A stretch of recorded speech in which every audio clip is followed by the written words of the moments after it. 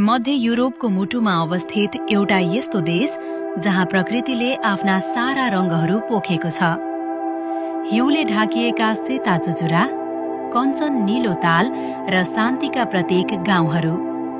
यो हो स्विजरल्याण्ड।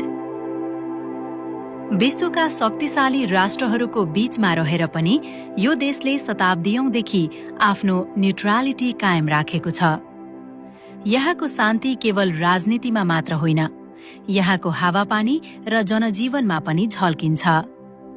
आधुनिक इन्जिनियरिङ र प्रकृतिको अनुपम सङ्गम यहाँको रेल सेवामा देख्न सकिन्छ।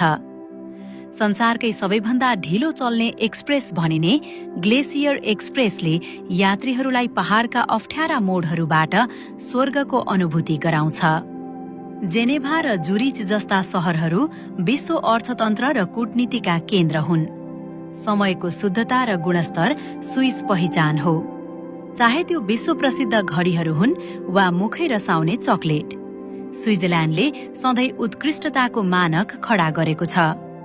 प्रकृतिको वरदान र मानिसको अनुशासन, यी दुई कुराले स्विजरल्याण्डलाई केवल एउटा देश मात्र होइन, एउटा सपना बनाएको छ। एक यस्तो सपना जुन हरेक यात्रीले जीवनमा एकपटक देख्न चाहन्छ।